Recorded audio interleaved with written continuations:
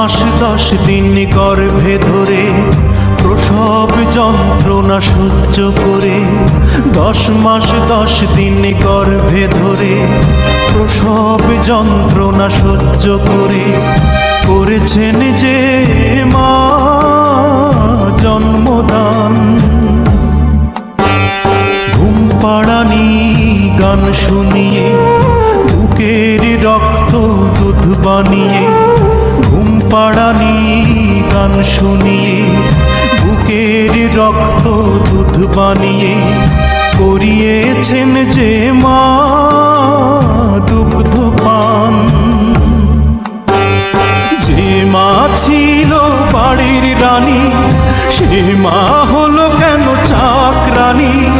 কোন পাষণ্ড করেছে কাজ, হায় আমি কি দেখছি আজ।